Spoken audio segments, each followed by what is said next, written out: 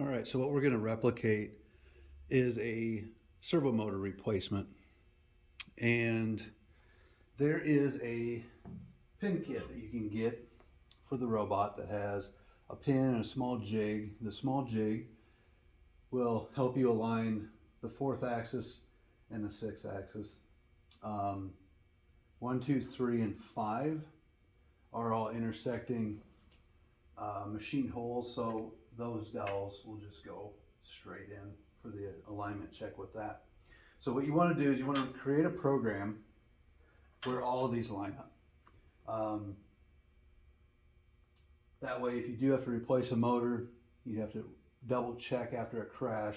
You can go to that point, check go to it, and check all the axes with the pin. So what we're going to do first is we're going to replicate replacement of a J3 motor. So the pinning location is right underneath the motor here and goes in through the casting. And so what I'm going to do is I'm going to go ahead and I'm going to place a pin in here. That's going to hold the arm in place while we pull that motor out. Okay? So you'll take your bolts out. Leading up to this, your motor and encoder connections that go inside the casting here, you're going to disconnect them. And there can be a little bit of load on this from the weight of the upper arm, so I'm just going to kind of support it with one arm while I pull the motor out. Now, we would discard the old motor, come in with the new one, and like in this example here, we can't set the motor down anywhere within close proximity to the wiring harness. So what we're going to do is we're going to put a zip tie through the wire feeder bracket here and through one of the motor holes and suspend it here in place. Everything's connected back up again. And now we're going to go ahead and get that new motor reset and lined up to position. So we're going to go into our constant settings. Get in here just a little bit closer.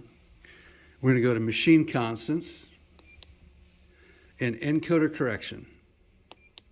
Now in here, over here on the right hand side, the function key will have encoder reset, encoder correction. You toggle back and forth between those. The first thing you want to do is you want to reset the encoder. So we're going to go down to J3 and we're going to enable J3 and we're going to hit execute. That's going to reset that encoder. We're going to then hit encoder correct. We're not going to change anything whatsoever. We're going to keep the mastering data that's there and we're just going to hit complete.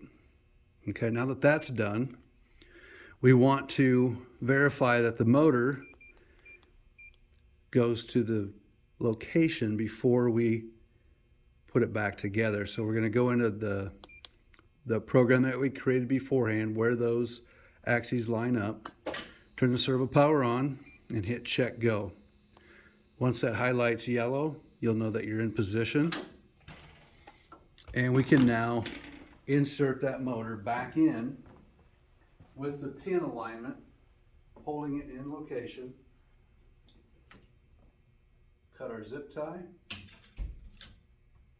And there is a small relief in the casting here, so when we get past the edge, we can rotate back and forth. That helps us get those teeth engaged into that RV drive.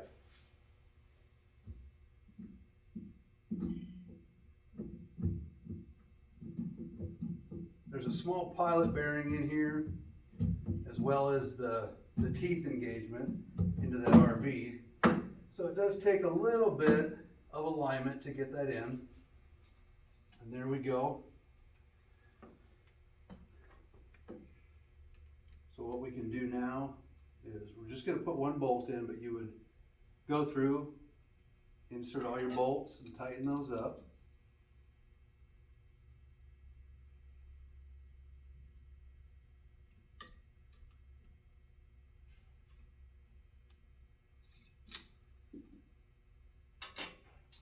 Then we want to take our pin and just double check.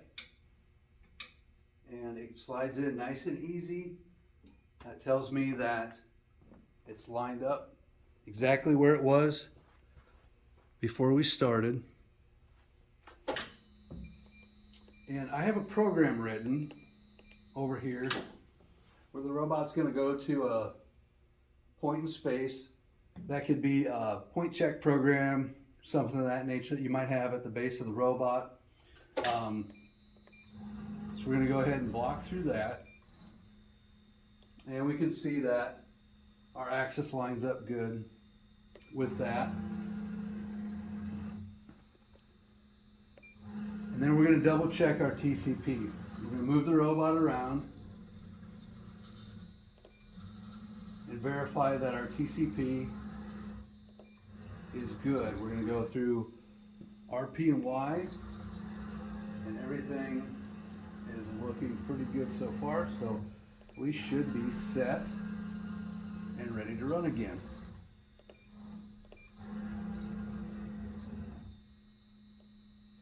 And that is how you replace the motor without having to remaster the robot.